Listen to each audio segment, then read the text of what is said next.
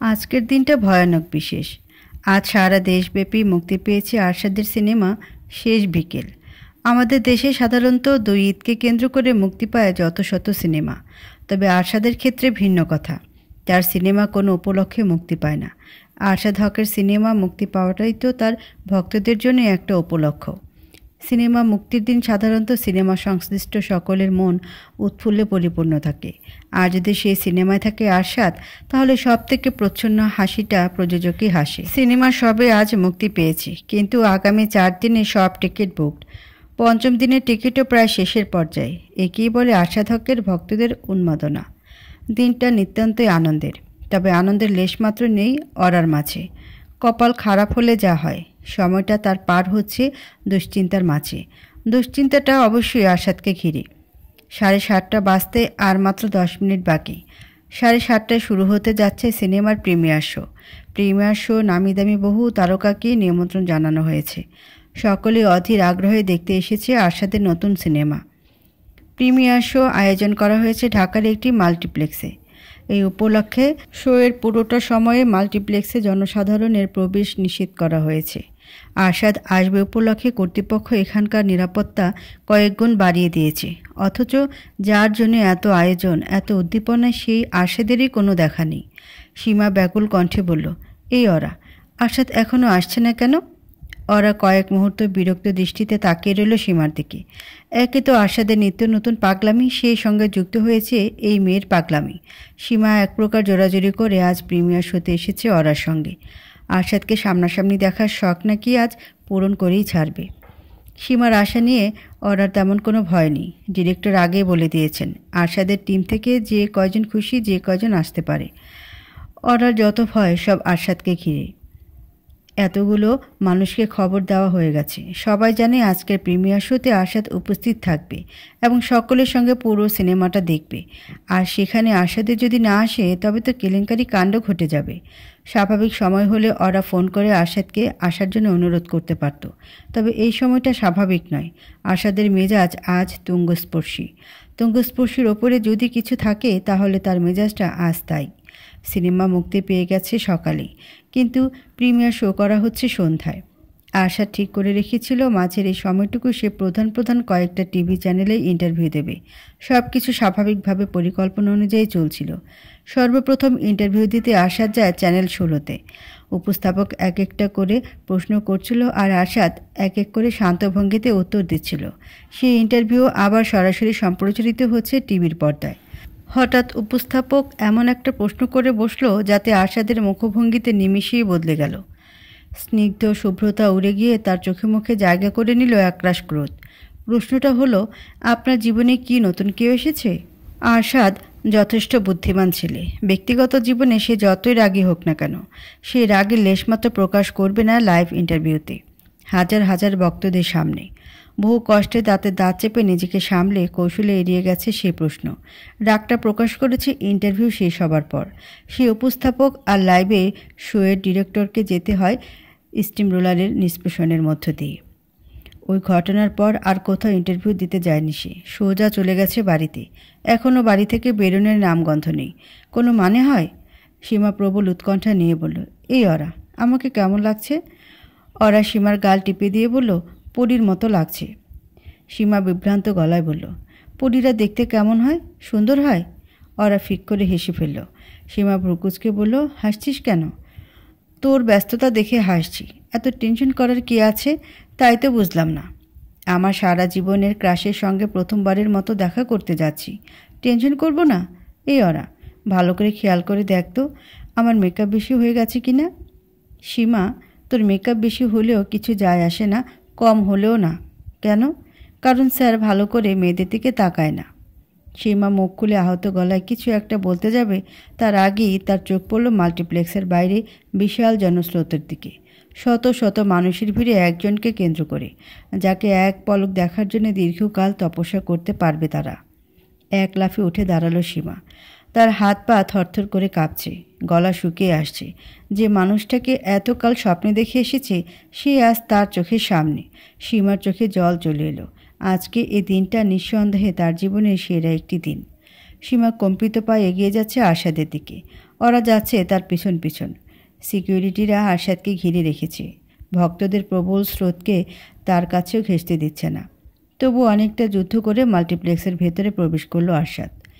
সীমা নিজেকে আর ধরে রাখতে না পেরে উৎফুল্ল ভঙ্গিতে বলল, আরশাদের দিকে এগিয়ে গিয়ে বলল, আরশাদ, আমি আপনার অনেক বড় ফ্যান। আরশাদের চোখ দুটো সানগ্লাসের আড়ালে ঢাকা পড়ে আছে, তবুও পরিষ্কার বোঝা যাচ্ছে তার চোখে মুখে বিরক্তির শেষ নেই। আরশাদ একরাশ বিরক্তি নিয়ে ঝাঁঝালো কণ্ঠে ডাকল, ওরা ওরা সীমার পেছনে দাঁড়িয়েছিল। আরশাদের ডাক পেয়ে সঙ্গে সঙ্গে সামনে এসে বলল, জি স্যার। আরশাদ থমথমে গলায় বলল, তোমাকে কতবার বলেছি এসব ফ্যান ট্যান আমাকে বিরক্ত করতে যেন না আসে। ওরা ব্যস্ত ভঙ্গিমায় বলল, আই এম সরি স্যার। এই সীমা, তুই যা গিয়ে হলে বস। সীমা এক বিন্দু নড়ল না, স্থির হয়ে দাঁড়িয়ে রইল। বেচারি নিস্তব্ধ দৃষ্টিতে তাকিয়ে আছে আরশাদের দিকে। চোখের সামনে দিয়ে কী ঘটছে বুঝতেই যেন তার কষ্ট হচ্ছে। আরশাদ গম্ভীর গলায় বলল, এরপর থেকে যেন এই ভুলটা না হয়। আরশাদ দৃপ্ত পায়ে হেঁটে এগিয়ে গেল। সিনেমার প্রযোজক কোত্থেকে যেন ছুটে এসে হাত মেলানোর উদ্দেশ্যে হাসিমুখে তার হাতটা এগিয়ে দিল। আরশাদ তার সঙ্গে হাত না মিলিয়ে প্রবেশ করল সিনেমা হলে। সর্বনাশ করেছে। আজ মনে হয় তার মেজাজের অবস্থা একটু বেশিই খারাপ। তবুও যে প্রিমিয়ার শোতে এসেছে এই ঢের বেশি। সিনেমা শেষ হওয়ার আগ পর্যন্ত আরশাদকে নিয়ে চিন্তাভাবনা না করলেও চলবে। আপাতত সীমাকে সামলানোর গুরুদায়িত্ব কাঁধে নিতে হবে ওরাকে। ওরা নিচু গলায় বলল, বলেছিলাম আগ বাড়িয়ে কথা বলতে যাবি না। আমি সময় সুযোগ বুঝে কথা বলিয়ে দেব। কি হতো আমার কথাটা শুনলে? সীমা চুপ করে রইল।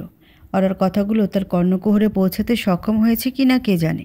সম্ভবত তার মস্তিষ্কে এখনও আরশাদের বলা শব্দগুলি ঘুরপাক খাচ্ছে। ওরা আবারও বলল, চল হলে গিয়ে বসি, সিনেমা শুরু হয়ে যাবে তো। সীমা কান্নাজড়িত কণ্ঠে বলল, আমি কোনো সিনেমা টিনেমা দেখব না। তোর বসের সিনেমা তুই দেখ, আমি গেলাম। সীমা দ্রুত পায়ে হেঁটে বেরিয়ে গেল মাল্টিপ্লেক্স থেকে। ওরা দীর্ঘশ্বাস ফেলে তাকিয়ে রইল তার গমনের দিকে। ওরার ভাগ্যটাই খারাপ। যেখানেই যায় সেখানেই তার সময় পার হয়ে যায় মানুষের পাগলামের সামাল দিতে দিতে। সীমা যেমন হন্তদন্ত হয়ে বেরিয়ে গেল, রাস্তায় নির্ঘাত একটা অঘটন ঘটাবে। বাধ্য হয়ে ওরাও বেরিয়ে গেল তার পিছু পিছু। আপাতত এখানে না থাকলেও চলবে। সিনেমা চলাকালীন সময়টুকুতে আরশাদ নিশ্চয়ই তার খোঁজ করবে না। মাল্টিপ্লেক্স থেকে বেরিয়ে সোজা বাসার উদ্দেশ্যে রওনা দিল সীমা। ওরাকেও বাধ্য হয়ে তার সঙ্গে ফিরে আসতে হলো। পুরোটা রাস্তা সীমা টু শব্দ পর্যন্ত করল না। নিঃশব্দে চোখের জল ফেলে গেল শুধু। ওরাও আগ বাড়িয়ে কিছু বলতে গেল না। আরশাদকে ঘিরে মেয়েটার হাজার অনুভূতি জড়িয়ে আছে। সেই অনুভূতিগুলো মাত্র কয়েক সেকেন্ডের মাথায় ভেঙে চুরমার করে দিয়েছে আরশাদ নিজেই। কান্না পাওয়াটাই তো স্বাভাবিক। বাড়িতে ঢুকিয়ে বসার ঘরে সোফায় গায়ে লিয়ে দিল সীমা। কান্নার রেশ এখনও কাটেনি, বরং বেড়েছে। নিঃশব্দের কান্না এখন পরিণত হয়েছে সশব্দের কান্নায়। সীমা কাঁদছে আর একটু পরপর হেসকে তুলছে। ওরা রান্নাঘরে ঢুকে সীমাকে উদ্দেশ্য করে উঁচু গলায় বলল, আর কত কাঁদবি, এবার তো থাম। সীমার থামবার কোনো নামগন্ধ নেই। ওরা ফ্রিজ থেকে কাপকেক বানানোর সরঞ্জাম বের করলো। সব কিছু হাতের কাছেই থাকে। সীমা যখন রেগে যায় বা কষ্ট পায় তখনই তাকে এই জিনিস বানিয়ে খাওয়াতে হয়। ওরা চট করে ব্যাটার তৈরি করলো। কাপকেকের মন্ডে তা ঢেলে ওভেনে ঢুকিয়ে দিল বেক করার উদ্দেশ্যে। বেক হতে বেশি একটা সময় লাগবে না। দেখা যাক ততক্ষণে সীমার কান্না থামানোর চেষ্টা সফল করা যায় কি না। ওরা সীমার কাছে এসে সোফায় বসতে বসতে বলল, তোর এত কান্নাকাটি করার কি আছে তাই তো বুঝলাম না।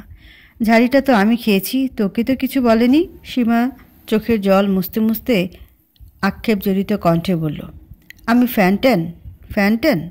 আহা থাম তো। কেন থামবো আমি? এত বছর ধরে ওকে সাপোর্ট করে গেলাম। একটা সিনেমারও ফার্স্ট শো বাদ দেয়নি। আর আমাকে কি বলল? ফ্যানটেন। আমি নাকি তাকে বিরক্ত করতে গেছি? ওরা শীতল গলায় বলল, আগে বলেছিলাম প্রেমে এত হাবুডুবু খাস না। আগ বাড়িয়ে দেখা করতে যাওয়ার কোনো দরকার নেই। শুনলি আমার কথা? আগে বুঝেছিলাম নাকি আরশাদ এতটা খারাপ? স্যার মানুষটা কিন্তু খারাপ না, মাঝে মাঝে শুধু ভয়ঙ্করভাবে রেগে যায়। সীমা ক্রুদ্ধ গলায় বলল, এত স্যার করবি না, খবরদার। আমার সামনে ওর নামও উচ্চারণ করবি না। সেলিব্রিটিরা এত খারাপ হয়? ছি, সামনাসামনি না দেখলে তো বুঝতেই পারতাম না। ক্যামেরার সামনে এমন ভাব করে রাখে যেন পৃথিবীতে তাদের মতো ভালো মানুষ আর দ্বিতীয়টা নেই। কিন্তু ভেতরে ভেতরে সবাই খারাপ। ওকে আজ সুপারস্টার বানিয়েছি কে? বল, কে বানিয়েছে? কে? আমার মতো ফ্যানরা। অথচ এই ফ্যানদের জন্যে বিন্দুমাত্র রেসপেক্ট নেই ওর। সীমার জন্য এই মুহূর্তে খারাপই লাগছে। বেচারি কত আশা নিয়ে গিয়েছিল নিজের স্বপ্নের সেলিব্রিটির সঙ্গে দেখা করতে। আজ সামনাসামনি আরশাদকে দেখবে বলে গত রাতে তার চোখে এক ফোঁটাও ঘুম নেমে আসেনি। আরশাদ কি পারত না তার সঙ্গে একটু ভালোভাবে কথা বলতে? ভালোভাবে কথা না বললেও অমন কঠিন কঠিন কথা শোনানোর কি প্রয়োজন ছিল? ওরা উঠে গেল। কাপকেক এতক্ষণ হয়ে গেছে। ওভেন থেকে সেগুলো বের করে সুন্দর করে ক্রিম দিয়ে সাজিয়ে নিল। এরপর সীমার সামনে নিয়ে এসে বলল, হয়েছে, আর কাঁদতে হবে না, নে কাপকেক খা। কাপকেকের নাম শুনেই উঠে বসলো সীমা। 2 হাত দিয়ে চোখের জল মুছে কাপকেকে কামড় দিয়ে বলল, আমি তোকে বলে দিলাম ওরা, আজকের পর থেকে আরশাদকে সব জায়গা থেকে আনফলো করে দেব, এমনকি নিজের জীবন থেকেও আনফলো করব। ওরা মজার ছলে বলল, আর তোর ক্রাশের কি হলো? সীমা তেজি কণ্ঠে বলল, বললাম না, জীবন থেকেও আনফলো করে দেব। আমার কোনো ক্রাশ নেই। আজকে থেকে ওর একটা সিনেমাও দেখব না আমি। তোর জীবনে প্রথম হার্ট ব্রেক তাহলে স্যারই করলো, তাই না? আবারও স্যার করছিস? যা তো আমার চোখের সামনে থেকে। স্বাভাবিক হতে আরও ঘণ্টাখানেক সময় লাগলো সীমার। মেকআপ টেকআপ তুলে নিজের ফোনটা নিয়ে দৃঢ় ভঙ্গিতে বসলো আরশাদকে ফেসবুক আর ইনস্টাগ্রাম থেকে আনফলো করে দেওয়ার উদ্দেশ্যে। কিন্তু শেষমেশ আনফলো করতে গিয়েই করলো না। খানিকটা দার্শনিকের মতো করে বলল, থাক, আনফলো করব না। আরশাদ তার ফ্যানদের ভালোবাসে না, কিন্তু সুপারস্টার হিসেবে আমি তো একটা সময়ে তাকে ভালোবেসেছি। আচমকা ওরার ফোনে রিংটোন বেজে উঠল। স্ক্রিনে ভেসে উঠেছে তার স্যারের নাম। ঠিক যেমনটা ধারণা করেছিল ওরা জানতো সিনেমা শেষ হলেই তার ডাক পড়বে, তাই তো বাড়ির পোশাক না ছেড়ে বসে আছে এখনও। ওরা ফোন রিসিভ করতেই আরশাদ গম্ভীর গলায় বলল, এখনই আমার বাসায় চলে আসো ওরা, আর সাথে করে তোমার ল্যাপটপটাও আনবে। আরশাদের মতো ঘর কোনো নায়ক এই পৃথিবীতে দ্বিতীয়টি নেই। আজ নতুন সিনেমা মুক্তি পেয়েছে। মুক্তির সঙ্গে সঙ্গে এত বড় হিটে পরিণত হয়েছে। দর্শক তার অভিনয়ের প্রশংসায় পঞ্চমুখ। কোথায় প্রিমিয়ার শোয়ের শেষে আজকের দিনটা উদযাপন করবে তা না, বাড়িতে গিয়ে বসে আছে। অবশ্য আরশাদের দোষ দিয়েও লাভ নেই। আরশাদ গম্ভীর ভঙ্গিমায় বসে আছে বসার ঘরের সোফায়। তার চোখ মুখ দেখে মনে হচ্ছে যেন কোনোদিনও ওই চোখ কোনো অনুভূতি স্বাদ পায়নি। তার বিপরীতে থাকা সোফায় বসে আছে ওরা। ভেতরে ভেতরে ওরার গা বেয়ে বয়ে যাচ্ছে প্রবল কালবৈশাখীর ঝড়। আরশাদ থমথমে গলায় বলল, তুমি কি ইন্টারভিউয়ের আগে ওদেরকে বলেছিলে কোনো পার্সোনাল কোয়েশ্চেন না করতে? ওরা শুকনো ঢোক গিলে বলল, বলেছিলাম স্যার, কিন্তু ওরা শোনেনি। কয়েক মুহূর্ত কী যেন চিন্তা করে আরশাদ শুকনো গলায় বলল, একটা কমপ্লিট লেটার লেখো ওই উপস্থাপক আর শোয়ের ডিরেক্টরের এগেইনস্টে। পরিষ্কার লিখবে, আমার টিম বারণ করা সত্ত্বেও তারা ইচ্ছা করে লাইভ প্রোগ্রামে আমাকে পার্সোনাল প্রশ্ন জিজ্ঞেস করেছে। ওরা অবাক গলায় বলল, কিন্তু স্যার, এতে তো ওদের চাকরি চলে যেতে পারে। আরশাদ অগ্নির দৃষ্টিতে তাকালো ওরার দিকে। তার এই একটা দৃষ্টি যেন যথেষ্ট একটা মানুষের অন্তরাত্মা কাঁপিয়ে দেওয়ার জন্যে। আরশাদ ঝাঁঝালো কণ্ঠে বলল, ওদের চাকরি নিয়ে তোমার এত চিন্তা কিসের? নিজের চাকরি বাঁচাতে চাইলে চুপচাপ লেটারটা লেখো। আর কোনো কথা বলার সাহস অবশিষ্ট রইল না ওরার মাঝে। বিনা বাক্য ব্যয়ে নিজের ল্যাপটপটা বের করে টাইপ করতে শুরু করলো কমপ্লেন্ট লেটার। সীমা আরশাদের ওই একটা ধমক খেয়ে ভেঙে চুরমার হয়ে গেছে। ভাগ্যিস ওরার মনটা অত নরম নয়, না হলে তো সে কবেই আরশাদের এসব ধমকাধমকি সহ্য করতে না পেরে চাকরি ছেড়ে দিত। ওই বেচারাদের জন্যে খারাপই লাগছে ওরার। আরশাদের ব্যক্তিগত জীবন নিয়ে সাংবাদিকদের এত আগ্রহ কিসের কে জানে। বারবার বারণ করে দেওয়া সত্ত্বেও লাইভ ইন্টারভিউতে এই প্রশ্নটা না করলে ওদের এই দিন দেখতে হতো না। লেটার টাইপ করে ওরা তার ল্যাপটপ নিয়ে রাখলো আরশাদের সামনে। আরশাদ মনোযোগ দিয়ে পড়ল প্রত্যেকটি অক্ষর। এখন তার মুখভঙ্গি স্বাভাবিক পর্যায়ে এসেছে। চোখ মুখ দেখে সেই কাঠিন্য ক্রমেই দূর হতে শুরু করেছে। তাকে দেখে আর অনুভূতি শূন্য মানুষ বলে মনে হচ্ছে না। আরশাদ বলল, চ্যানেল 16-এ মেল করে পাঠিয়ে দাও। আরশাদের নির্দেশ অনুযায়ী ওরা মেল করে পাঠিয়ে দিল সেই লেটার। কাজ শেষে ওরা আরশাদের বাড়ি থেকে বেরিয়ে আসতে যাবে তখনই আরশাদ বলল, ওরা, জি স্যার, ওই মেয়েটা কে ছিল? আমার ফ্রেন্ড স্যার, আপনার অনেক বড় ফ্যান। ওকে আমার তরফ থেকে সরি বলে দিও প্লিজ। মনে মনে বিস্ময়ের সীমা রইল না ওরার। সুপারস্টার আরশাদ হক যে কাউকে ভয় পায় না, সে কিনা সরি বলছে একটা সাধারণ মেয়েকে। আরশাদ আবারও শান্ত ভঙ্গিতে বলল, এই ঝামেলার কারণেই আমার মাথা এমনিতেও কাজ করছিল না। তুমি জানো আমি ফ্যানদের সাথে কখনো বাজে বিহেভ করি না। I am so sorry. ওরা ব্যস্ত গলায় বলল, আপনাকে সরি বলতে হবে না sir, it's completely fine. But I am genuinely sorry. তুমি এক কাজ করো, তোমার ফ্রেন্ডকে আগামীকাল আমার সাথে দেখা করতে নিয়ে এসো। ওরা অবাক গলায় বলল, আগামীকাল? হ্যাঁ, কেন, কোনো সমস্যা আছে?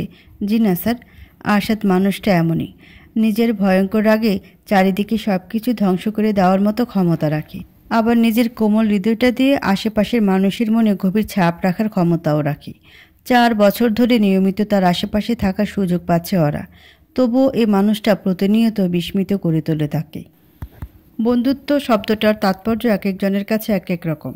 কারো মতে বন্ধু ছাড়া এই পৃথিবীতে টিকে থাকাই সম্ভব নয়, আবার কারো কারো মতে বন্ধুত্ব কেবলই ব্যক্তিগত স্বার্থ হাসিলের চেষ্টা। কারো কারো বন্ধুত্ব এতটাই দৃঢ় যে তা টিকে যায় আজীবন, আর কারো এতটাই ঠুনকো যে তাতে বিশ্বাস জন্মানোর আগেই মরে যায়। বন্ধুকে যার কাছে প্রাণ খুলে মনের কথা বলা যায় সেই বন্ধু। নয়সিনের জীবনে একটা সময় প্রাণ খুলে কথা বলার মানুষের অভাব ছিল না। সেই মানুষগুলো ধীরে ধীরে কোথায় যেন হারিয়ে গেছে, তবে এক একজনের কথা তার মনে পড়েছে কানাডায় এসে। অ্যানি, এটা তার আসল নাম নয়, আনিকা থেকে অ্যানি হয়েছে। ভার্সিটির জীবনে দুজনের গভীর বন্ধুত্ব ছিল। অ্যানি বিয়ের পর কানাডা চলে আসায় সে বন্ধুত্বে বেঁধে যায় দূরত্ব। এত বছর পর আজ পুরনো বন্ধুকে ফিরে পেয়ে মনে সব কথাগুলো এক এক করে খুলে বলছে নয়সিন। প্রতিটা মানুষের কাছে নানা রঙের নানা মুখোশ থাকে, পরিস্থিতিতে বিবেচনা করে তাকে সেই মুখোশ পরতে হয়। সবসময় যে মুখোশ ব্যবহার করতেই হবে এমনটাও নয়, ব্যবহার না করলেও ক্ষতি নেই। তবে নয়সিনের অভ্যাস হলো প্রতিটা মুহূর্তে প্রতিটা মানুষের সামনে মুখোশ পরে থাকা, প্রকৃত নিজেকে প্রকাশ না করা। আজ এতদিন পর অ্যানির সঙ্গে মন খুলে কথা বলতে এসেছে বলেই হয়তো নিজের সবগুলো মুখোশ খুলে রেখে এসেছে। অ্যানি কফির মগ টেবিলে নামিয়ে রাখতে রাখতে বলল, মানে কি এসবের? তুই আশাদের কাছে ফিরতে চাচ্ছিস? তাহলে ডিভোর্স নিয়েছিলি কেন? নয়সিনের কফির মগ হাতে নিয়ে তাতে ছোট্ট চুমুক দিয়ে বলল, বাধ্য হয়ে ডিভোর্স নিয়েছি। আশা জীবনও আমাকে ডিভোর্স দিত না, আজীবন ধরে রাখত, আর চিট করার খোটা দিত। আমি কেন শুধু শুধু কারো খোটা সহ্য করতে যাব? আমি তো চিট করিনি, আমার জন্যে তার কোনো দিনই সময় ছিল না, তাই আমি অন্য আরেকজনের কাছে গিয়েছি। দোষ করেছি কোনো? আশাদের প্রসঙ্গে কোনো কথা বলতে গেলে নয়সিন সবসময় বাড়তি আহ্লাদ যোগ করে তাকে সাদ বলে সম্বোধন করে। নিঃসন্দেহে তা মন থেকে করে না। আজ কোনো মুখোশ নেই বলেই হয়তো আশাদকে তার নিজের নামেই ডাকতে পারছে সে, তা না। কিন্তু এখন আবার এক হতে চাচ্ছিস কেন? নয়সিন দীর্ঘশ্বাস ফেলে বলল, আমার ক্যারিয়ার ডুবতে বসেছে অ্যানি। গত বছর ঘটা করে ঘোষণা দিলাম আবার সিনেমায় ফিরব, কিন্তু এখন পর্যন্ত একটাও সিনেমার অফার আসেনি আমার কাছে। প্রডিউসাররা আমাকে সিনেমায় নিতে ভয় পাচ্ছে। ক্যারিয়ার বাঁচাতে আশাদকে ধরতে হবে কেন?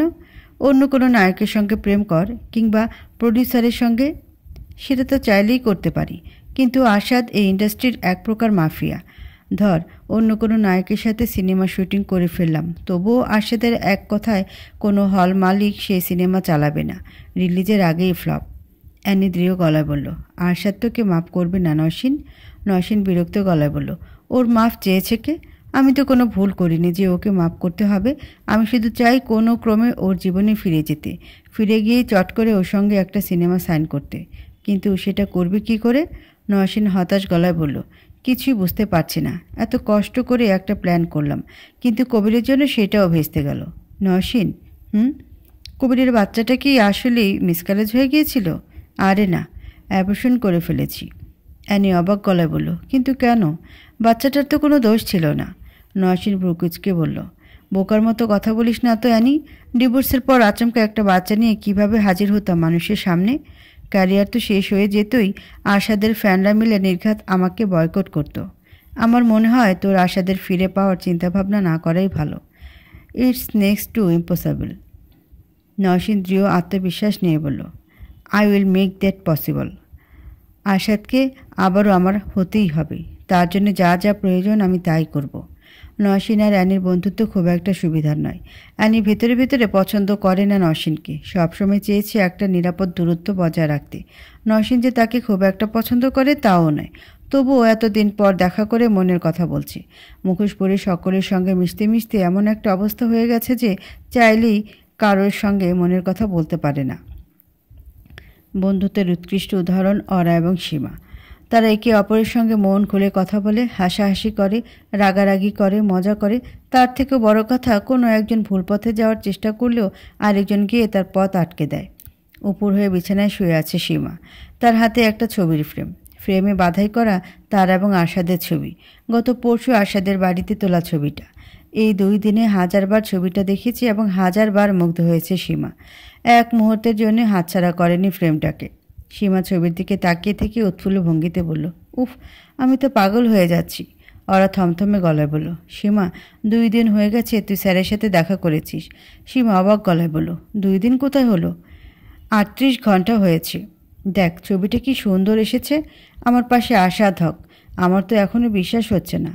আমি তোকে এতটা খুশি কোনোদিনও দেখিনি, কারণ আমি এত খুশি কোনোদিন হইনি। আরশাদের বাড়িতে কাটানো ওই 1 ঘন্টা যেন সীমার জীবনের সেরা 1 ঘন্টা ছিল। আরশাদ তার সঙ্গে বসার ঘরে বসে কফি খেয়েছে। আরশাদকে ঘিরে তার মনে জমে থাকা সব গল্পগুলো শুনেছে। তাকে অটোগ্রাফ দিয়েছে, তার সঙ্গে ছবি তুলেছে। আর সব থেকে বড় কথা, সুপারস্টার আরশাদ হক সীমার মতো সাধারণ একটা মেয়েকে সরি বলেছে। একটা মানুষ এতটা ভালো হয় কি করে? সীমা মুগ্ধ গলায় বলল, ইস, আরশাদকে সামনাসামনি যা হ্যান্ডসাম লাগে, না দেখলে তো কোনোদিন বুঝতেই পারতাম না। সবই ঠিক ছিল, কিন্তু স্যারের সামনে ওভাবে ভ্যা করে না কাঁদলেও পারতি। কাঁদবো না কেন? আরশাদের মতো বড় সুপারস্টার আমাকেই সরি বলছে। এটা কি বিশ্বাসযোগ্য? আরশাদের কোনো প্রয়োজন ছিল আমাকে নিজের বাড়িতে ডেকে পাঠানোর, তাও আবার সরি বলার জন্যে? আমাকে সরি না বললে ওর স্টারডমে বিন্দুমাত্র প্রভাব পড়তো না। কিন্তু আরশাদ এসব করেছে কারণ সে নিজের প্রত্যেকটা ফ্যানকে ভালোবাসে। প্রত্যেকটা ফ্যান ওর কাছে সমান গুরুত্বপূর্ণ। এই জন্যই আরশাদ হকের ভক্তরা তার ব্যাপারে পাগল, তাই না? অবশ্যই। এই যেমন আমি। ওরা আহ্লাদি গলায় বলো, তুই একটু বেশিই পাগল। পাগলামির বসে ওই দিন তো প্রায় আনফলো করতে যাচ্ছিলি। সীমা আহত গলায় বলল, বাজে কথা বলবি না তো। একবার শুধু বলেছিলাম আনফলো করব। কিন্তু শেষমেশ তো আর আনফলো করিনি। করেছি না। এ ওরা তোর আরশাদকে কেমন লাগে রে? ওরা স্বাভাবিক গলায় বলল, কেমন আবার লাগবে? তিনি যেমন তেমনই লাগে। সীমা বিরক্ত গলায় বলল, তোর মতো আনরোমান্টিক মেয়ে যেন কোনো ছেলের কপালে না জোটে। আমি বোঝাতে চাচ্ছি আরশাদের চেহারা, পার্সোনালিটি সব মিলিয়ে একটা মানুষ হিসেবে ওকে কেমন লাগে। ওরা এবারও স্বাভাবিকভাবেই বলল, ভালো লাগে। স্যার তো আর খারাপ লাগার মতো মানুষ নয়। সীমা তার কণ্ঠে কেমন রহস্য রহস্য ভাব নিয়ে বলল, আমি না একটা ব্যাপার খেয়াল করেছি। কী খেয়াল করেছিস? আরশাদের সঙ্গে তোকে দারুণ মানায়। ওরা হতবাক গলায় বলল, কি যাতা বলছিস? সীমা হাসি হাসি গলায় বলল, যাতা বলছি না, পর্যবেক্ষণের ভিত্তিতে বলছি। তুই যখন ওকে কি সব কাগজপত্র দেখাতে আনলি, ওর পাশের সোফায় বসলি, তখন দুজনকে পাশাপাশি দারুণ মানিয়েছে। একেবারে জরি নাম্বার 1। ওরা ভ্রুকুচকে বলল, জরি নাম্বার 1? সীমা মোহিত গলায় বলল, হ্যাঁ। তুই কখনো খেয়াল করেছিস কি না জানি না, কিন্তু আরশাদ যখন তোকে নাম ধরে ডাকে তখন ওর কণ্ঠস্বরে আলাদা একটা সফটনেস থাকে। আমি গ্যারান্টি দিয়ে বলতে পারি, এই পৃথিবী কেউ অত সুন্দর করে ওরা নামটা উচ্চারণ করতে পারে না। স্যারের ভয়েস এমনিতেই অনেক সুন্দর। যার নাম উচ্চারণ করবে সেইটাই পৃথিবীর সেরা নাম হয়ে যাবে। আচ্ছা মানলাম, কিন্তু দুজনকে পাশাপাশি মানানোর ব্যাপারে কি বলবি? আমি বলবো যে তুই পাগল হয়ে গেছিস। এইসব আবার কোনোদিন সম্ভব নাকি? আমি কোনোদিন ওনাকে ওই নজরে দেখিনি। ওনার সাথে আমার সম্পর্ক পুরোটাই প্রফেশনাল সম্পর্ক হলে আরশাদ নিজের সব থেকে বড় সিক্রেটটা তোকে বলে দিত না। বলেছে কারণ স্যার আমাকে বিশ্বাস করে। এত বছর চাকরি করে সেই বিশ্বাসটা আমি অর্জন করতে পেরেছি। সীমা ধমকে সুরে বলল, কচু, তুই কিছুই বুঝিস না। ওরা তোর জন্য আরশাদের মন গলতে শুরু করেছে। ওরা বিভ্রান্ত ও বিরক্ত গলায় বলল, এটা সম্ভব না সীমা। স্যারের সাথে আমি কিভাবে? কি কেন সম্ভব না? আরশাদ ডিভোর্সি বলে? না, আমি কি তা বলেছি নাকি? শোন, ওরা আরশাদ এমন একটা ছেলে, ওর 10টা বিয়ে ভাঙলেও 1000টা মেয়ে ওর জন্য পাগল হয়ে থাকে। সেটা তো আমিও জানি। এটা সম্ভব না, কারণ আমি ওনার ম্যানেজার।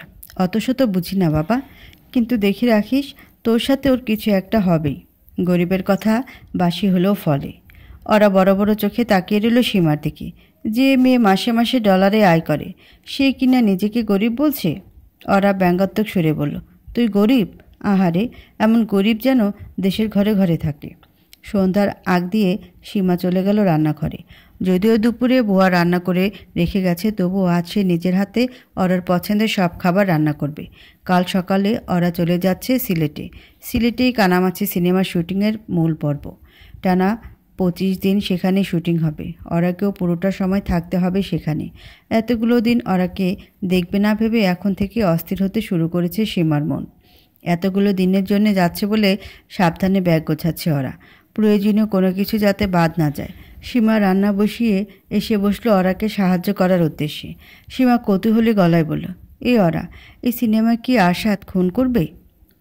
অরা ঠোঁট উল্টে বলল, আমি কি জানি? সীমা অবাক গলায় বলল, খুন করবে কি করবে না এটাই জানিস না? কেমন ম্যানেজার তুই? এটা জানা আমার কাজ না, স্যারের কাজ। উনি স্ক্রিপ্ট পড়ে পছন্দ করেছেন। আমি ডিরেক্টরকে জানিয়েছি, মিটিং ফিক্সড করেছি। আর অরাকে মাঝপথে থামিয়ে দিয়ে সীমা বলল, হয়েছে হয়েছে, তোর বোরিং গল্প আর শুনবো না। এখন বল, আশার সেটে কেমন থাকে? ওরা নিজের শার্ট ভাঁজ করতে করতে বলল, চুপচাপ থাকে, শর্টের সময় শর্ট দেয়, এছাড়া বাকিটা সময় কারোর সাথে কথা বলে না। ক্যারেক্টারের মধ্যে ঢুকে থাকে হয়তো। সীমা উদ্বিগ্ন গলায় বলল, একেবারেই কথা বলে না? কিন্তু ওই দিন আমার সঙ্গে তো কথা বলল। ওরা মজার চলে বলল, হয়তো তোর উপরে ক্রাশ খেয়েছে। সীমা লজ্জা পেয়ে বলল, কী যে বলিস, আমারও তো ভালো ভাগ্য থাকলে তো হয়েই যেত। ক্রাশ তো খাবে তোর ওপরে, কিংবা হয়তো এতক্ষণে খেয়েও গেছে। আবারও শুরু করলি? অসুবিধা কোথায়? আমরাই তো কথা বলছি। আশার তো আর আমাদের কথা শুনতে আসছে না। আমি যে যাচ্ছি, কার সঙ্গে করবি এসব পাগলামি? সীমা শুকনো গলায় বলল, 25 দিন তোকে ছাড়া থাকবো কী করে? চিন্তা করিস না, সময় সুযোগ পেলি তোকে ভিডিও কল করব। সেটা তো তোকে করতেই হবে, তা না হলে ঢাকার ফেরার পর ওয়াশিং পাউডার দিয়ে ধোবো তোকে। ওরা হাসি মুখে বলল, আচ্ছা ঠিক আছে। সীমা অরার ফোনের চার্জারের তার পেঁচিয়ে তার দিকে এগিয়ে দিয়ে বলল, চার্জারটা এখনই ব্যাগে রেখে দে, রাতে চার্জ দিতে হবে তো ফোনে। আমার চার্জার দিয়ে দিস, তা না হলে কাল সকালে চার্জার নিতে ভুলে যাবি। শেষে 25 দিনের কান্না। প্রচণ্ড শব্দে জানালা বন্ধ হয়ে গেল। বাইরে প্রবল হাওয়া বইছে। দুজনের গল্পে এতটাই মেতে উঠেছিল যে বাইরের প্রকৃতির দিকে খেয়ালই করা হয়নি। সীমা উঠে গিয়ে দাঁড়ালো জানালার পাশে। ওরা উঠে এলো তার পিছু পিছু। সঙ্গে সঙ্গে শুরু হলো প্রবল বর্ষণ। বৃষ্টির শব্দের আলাদা একটা ভাষা থাকে। যার মন নরম কাদামাটি দিয়ে তৈরি, কেবল সেই বুঝতে পারে এই ভাষা। সীমা এবং ওরা যেমন পারছে। সীমা জানালার বাইরে হাত বের করে বলল, কতদিন পর এমন ঝুম বৃষ্টি দেখলাম। ওরা উদ্বিগ্ন গলায় বলল, সর্বনাশ, কাল নির্ঘাত ফ্লাইট ডিলে হবে। তুই আছিস ফ্লাইটের চিন্তা নিয়ে, বৃষ্টিটা এনজয় কর। বৃষ্টি এনজয় করার হাজার চেষ্টা করেও ব্যর্থ হচ্ছে ওরা। কর্মজীবনের এই এক যন্ত্রণা। হাজার সুখকর মুহূর্তেও কাজের চিন্তা করতে হয়। এই ওরা, কথায় কথায় এই ওরা, কথায় কথায় এই ওরা বলাটা যেন সীমার মুদ্রাদোষে পরিণত হয়েছে। 25 দিনে এই অভ্যাসটা আবার হারিয়ে যাবে না তো? ওরা বলল, চল ছাদে গিয়ে বৃষ্টিতে ভিজি। ওরা আতকে উঠে বলল, পাগল হয়েছিস? তুই জানিস না বৃষ্টির পানি মাথায় পড়লে আমার জ্বর আসে? আরে কিছু হবে না, 25টা দিন আমাদের দেখা হবে না। 25 দিনে বাঁচে না মরি তার কোনো গ্যারান্টি আছে? চল আজ শেষবারের মতো এনজয় করি। শেষবার বলছিস কেন? আচ্ছা বাবা, 25 দিনের আগে শেষবার, চল না। সীমা জোরাজুরিতে এক প্রকার বাধ্য হয়ে ছাদে চলে গেল ওরা। প্রকৃতি তার সবটা উজাড় করে দিয়েছে আজকের এই বর্ষণে। বৃষ্টির সঙ্গে সঙ্গে মিষ্টি শীতল এক বাতাস গায়ে এসে লাগছে। সব মিলে জাদুকরী এক পরিবেশের সৃষ্টি হয়েছে। দুই বান্ধবী মনের আনন্দে হাত ধরাধরি করে বৃষ্টিতে ভিজছে। ওরা কি জানতো এই আনন্দের ছলে বৃষ্টিতে ভেজা চিরকালের জন্য তার জীবনটাকে বদলে দেবে? ক্যালেন্ডারের পাতার এক একটা দিনের নামকরণ করার উপায় থাকলে ওরা আজকের দিনটার নাম দিত ঝামেলাময়। সকাল থেকে একটার পর একটা ঝামেলা বেঁধেই যাচ্ছে। সর্বপ্রথম ঝামেলা বাঁধল সকাল 8টায়। শ্রীমঙ্গলের উঁচু পাহাড়ের চূড়ায় শুটিং ইউনিট দিনের প্রথম শটের প্রস্তুতি নিচ্ছে। এই দৃশ্যটা তেমন জটিল কিছু নয়। আশাদ ও তার বন্ধুরা প্রাকৃতিক সৌন্দর্যের মাঝে ঘুরে বেড়াচ্ছে। আশাদ ও সকল অভিনেতারাও প্রস্তুত মেকআপ গেটআপ নিয়ে। আচমকা এই সিনেমার নায়িকা মিহি মাটিতে লুটিয়ে পড়ল। অজ্ঞান হানি, তবে চোখ মুখে অন্ধকার দেখছে। তার নাকি হাইট ফোবিয়া আছে। উঁচু থেকে নিচের দিকে তাকালে মাথা ঘুরপা খেয়ে ওঠে। সেই থেকে আপাতত শুটিং বন্ধ আছে। মিহি অসুস্থ হয়ে যাওয়ার পর থেকে ইউনিটে সবার ব্যস্ততা তাকে ঘিরে। শুটিং ইউনিটের সঙ্গে সর্বক্ষণ ডাক্তার থাকে না। ডাক্তারকে খবর দিতে লোক গেছে। অজ্ঞান অবস্থায় তাকে পাহাড় থেকে নামানো সম্ভব হয়নি। পাহাড়েই তাঁবু খাটিয়ে তাকে শোয়ানো হয়েছে। ওরা ভেবে পায় না, মেয়েটা যখন জানতই তার হাইট ফোবিয়া আছে, তখন পাহাড়ে উঠে নিচের দিকে তাকানো দরকার কি ছিল? ঝামেলা এখানেই শেষ হয়ে গেলে হতো, কিন্তু না, আজকের দিনটার নাম তো আর শুধু শুধু ঝামেলাময় রাখা হয়নি। বেলা 11টার দিকে ডিরেক্টর এসে 2টো পৃষ্ঠা ধরিয়ে দিল ওরাকে। নতুন একটা দৃশ্য নাকি স্ক্রিপ্টে যোগ করা হয়েছে। এই দৃশ্যের শুটিং আজ সন্ধ্যায়। নতুন দৃশ্য দেখে আশা থমথমে গলা জানিয়ে দিয়েছে, এই দৃশ্যে সে অভিনয় তো করবেই না, এই দৃশ্য সিনেমাতেও থাকতে পারবে না। সে যে স্ক্রিপ্ট পড়ে সাইন করেছিল, সিনেমা হুবহু তার মতো হতে হবে। সমস্যাটা হলো ডিরেক্টর বেচারা স্ক্রিপ্ট লেখেনি, লিখেছে একরামুল চৌধুরী। একরাম 15-20 বছর ধরে সিনেমার স্ক্রিপ্ট লিখে আসছেন। ইন্ডাস্ট্রিতে সিনিয়র বলে তিনি আশা করেন সবাই তার সব কথা অন্ধের মতো পালন করবে। তিনি ঢাকায় বসে এই নতুন দৃশ্য লিখে পাঠিয়েছেন এবং বলে দিয়েছেন অবশ্যই যেন এই দৃশ্যটা ধারণ করা হয়। ডিরেক্টর যখন একরামকে জানালো আসাদ এই নতুন দৃশ্যে অভিনয় করবে না, তখন তিনি রেগে মেগে বলে দিলেন, তাহলে আমার স্ক্রিপ্ট দিয়ে তোমাদের সিনেমা বানাতে হবে না, এক্ষুনি আমার স্ক্রিপ্ট ফেরত দাও। সিনেমার 20% শুটিং ইতিমধ্যেই শেষ। স্ক্রিপ্ট ফেরত দেওয়ার প্রশ্নই ওঠে না। আর আসাদের জেদের সঙ্গে যুদ্ধ করতে যাওয়াও বোকামি। এখন উপায় একটাই, একরামকে ভুলিয়ে ভালিয়ে রাজি করানো। এই রাজি করানোর দায়িত্ব পড়েছে আবার অরার ঘাড়ে। তার সঙ্গে ফোনে 1 দফা কথা হয়েছে। একরাম বলেছেন, ভেবে জানাচ্ছি। অন্যদিকে হাজারটা ঝামেলা একা হাতে সামাল দেওয়ার ক্ষমতা রাখে ওরা। তবে আর সত্যি শরীরটা সায় দিচ্ছে না। গা কাঁপিয়ে জ্বর এসেছে। সকালবেলা থার্মোমিটার মেপে দেখেছিল 102। এখন কত কে জানে। এই প্রবল জ্বর নিয়ে কেবল বিছানায় গায়ে নিয়ে শুয়ে থাকতে ইচ্ছা করে। ঝামেলা মোকাবেলা তো যেন দুঃস্বপ্নের মতো। কপালে আইস ব্যাগ চেপে বিছানায় শুয়ে আছে ওরা। এই হোটেলের রুম সার্ভিস অসাধারণ। ফোন করে আইস ব্যাগ চাওয়ার সঙ্গে সঙ্গে দিয়ে গেছে। তবে এই সুখ দীর্ঘস্থায়ী হবে না। একটু পরে শুটিং শুরু হবে। আবারও তাকে ফিরে যেতে হবে সেটে। ওরার ইচ্ছা করছে সীমাকে তুলে আছাড় মারতে। কি দরকার ছিল বৃষ্টিতে ভিজতে জোরাজুরি করার?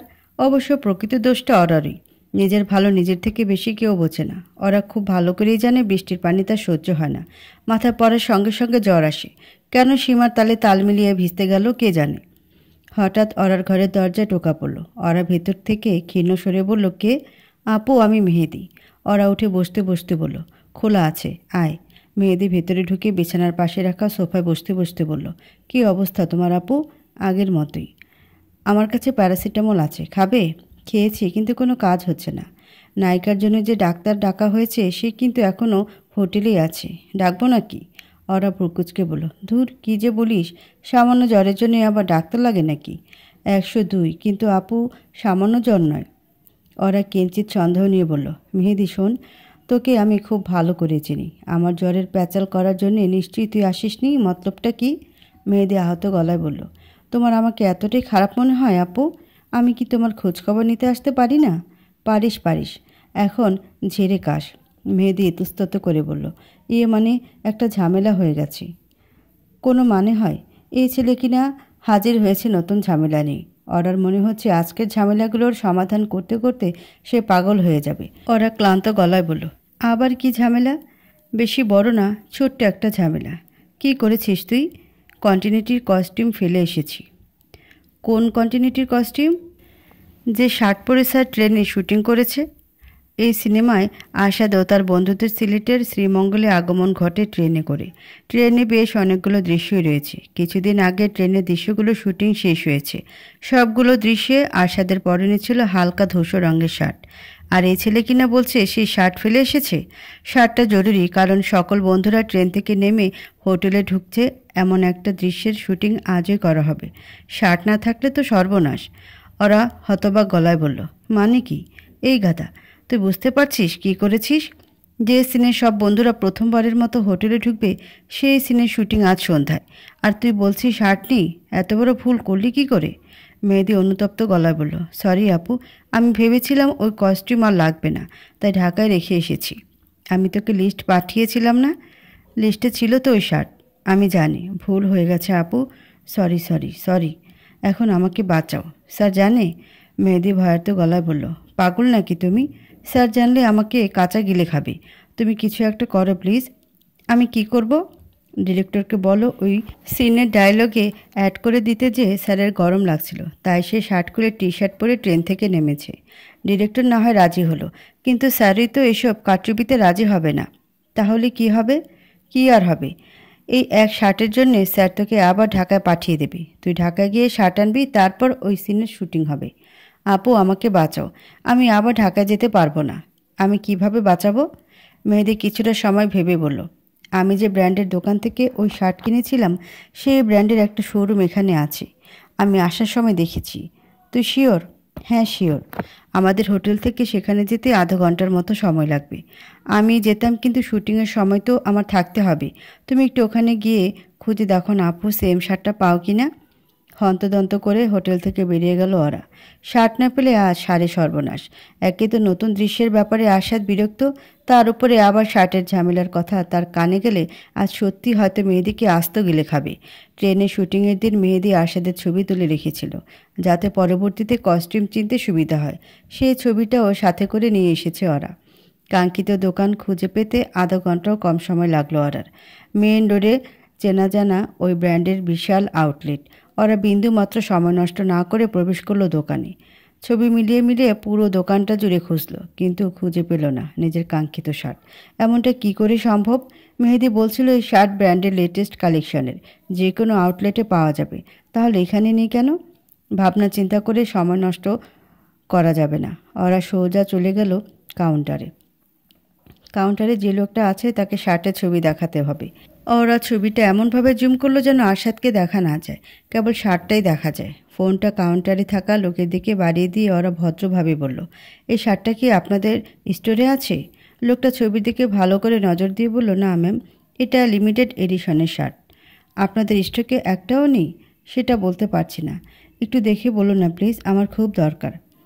এই স্টোরে নেই ম্যাম, থাকলে আমাদের ওয়ার হাউসে থাকতে পারে। মনে মনে দীর্ঘশ্বাস ফেলল ওরা। অস্ত্রটা শেষমেশ ব্যবহার করতেই হবে। ওরা ভেবেছিল আরশাদের কথাটা গোপন রেখেই শার্ট নিয়ে চলে যাবে, কিন্তু সেটা আর হলো কোথায়। ওরা হাসি মুখে বলল, এই শার্টটা আসলে আমি আরশাদ হকের জন্য নিতে চাচ্ছি। লোকটা বড় বড় চোখে তাকিয়ে বলল, নায়ক আরশাদ হক? ওরা জুম করা ছবিটা স্বাভাবিক করে তার দিকে ফিরিয়ে বলল, এই দেখুন। ছবির দিকে হাঁ করে তাকিয়ে আছে লোকটা। নিজের চোখকে যেন এক মুহূর্তের জন্য বিশ্বাস করতে পারছে না। দেশের সব থেকে বড় সুপারস্টার তার স্টোরে শার্ট পরেছে, এই ব্যাপারটা হজম করা আসলেই কষ্টকর। ওরাও আবারও বলল, স্যার আপনাদের স্টোরে শার্ট পরে আগেই শুটিং করেছেন, এখন আবার লাগবে, কিন্তু আমরা ভুলে শার্টটা ফেলে এসেছি, তাই এখানে খোঁজ করতে এসেছিলাম। লোকটা ব্যস্ত গলায় বলল, ম্যাম আপনি একটু বসুন, আমি আমাদের স্টোর ম্যানেজারকে খবর দিচ্ছি। স্টোর ম্যানেজার এসে কৃতজ্ঞ ভঙ্গিতে খুশি খুশি গলায় এক গাদা কথা বললেন, যে কথাগুলো সারমর্ম। আরশাদ যে তার দোকানে শার্ট পরে শুটিং করেছে, এতে তিনি ধন্য। ওরা ঠোঁটে কৃত্রিম হাসি টেনে বলল, আমি কি তাহলে শার্টটা পেতে পারি? স্টোর ম্যানেজার আনন্দে গদগদ হয়ে বলল, অবশ্যই অবশ্যই, কিন্তু ম্যাম আপনাকে যে একটু অপেক্ষা করতে হবে। শার্ট আমাদের ওয়্যার হাউসে আছে, আপনি চাইলেই আমরা আপনার হোটেলে গিয়েও ডেলিভারি দিয়ে আসতে পারি। ওরা ছোট্ট দীর্ঘশ্বাস গোপন করে বলল, কোনো সমস্যা নেই, আমি অপেক্ষা করব। অপেক্ষা করার মাঝে ফোন এলো একরামুল সাহেবের। তিনি গম্ভীর গলায় বললেন, ঠিক আছে, নতুন দৃশ্যে শুটিং করতে হবে না, কিন্তু এবারই শেষবার। আগামীতে আমি কোনো নতুন দৃশ্য পাঠালে তার শুটিং করতেই হবে। এবার আমি আপনার ভালো ব্যবহারে মুগ্ধ হয়ে রাজি হয়েছি, সামনের বার কিন্তু রাজি হব না। হাঁপ ছেড়ে বাঁচল ওরা। যাক, একটা ঝামেলা থেকে রেহাই পাওয়া গেছে। এখন শার্টের ঝামেলা ভালো ভালো মিটলে হয়। অপেক্ষা করতে করতে জ্বরটা আরও বেড়ে গেল ওরা। পুরো স্টোর জুড়ে করা এসি, সম্ভবত সেই কারণে। জ্বরের সঙ্গে এবার শুরু হয়েছে তীব্র মাথা ব্যথা। মাথার মাঝখানটা জুড়ে ভোঁতা ধরনের ব্যথা। সারা শরীর ছেয়ে গেছে ক্লান্তিতে। ওরা ভয়ে আছে এখান থেকে হোটেলে পৌঁছাতে পারবে কি না।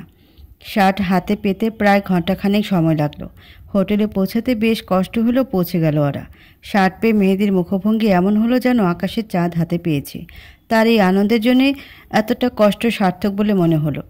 তার থেকেও বড় কথা, আরশাদকে না জানিয়ে না রাগিয়ে এত বড় একটা ঝামেলা পার করে আসতে পেরেছে সে। মেহেদিকে শার্ট বুঝিয়ে দিয়ে সোজা সেটে চলে গেল ওরা। ভেবেছিল ঘরে গিয়ে বিশ্রাম নেবে, কিন্তু সেই ভাবনা আপাতত স্থগিত রাখলো। শুটিং শুরু হয়েছে 2 ঘন্টা হলো, এতক্ষণ একবারও সেটে যায়নি। শট রেডি হচ্ছে। আরশাদ চেয়ারে বসে একমনে স্ক্রিপ্টের দিকে তাকিয়ে আছে। হঠাৎ তার চোখে পড়ল অরার দিকে। সঙ্গে সঙ্গে ধমক দিয়ে বলল, কি ব্যাপার তোমার অরা? তোমাকে তো আজ দেখাই যাচ্ছে না। ওরা স্বাভাবিকভাবে বলল, সরি স্যার, একটা সমস্যা হয়ে গিয়েছিল। আরশাদ বিরক্ত গলায় বলল, বোরহান আমাকে ফোন দিয়েছিল, তার কাছে আমার নম্বর গেল কী করে? ওরা বিভ্রান্ত গলায় বলল, কোন বোরহান স্যার? ডিরেক্টর বোরহান। মাঝে মাঝে আরশাদের ওপরে বিরক্তি শেষ থাকে না ওরা। বোরহান আরশাদের ক্যারিয়ারে প্রথম দিককার ডিরেক্টর।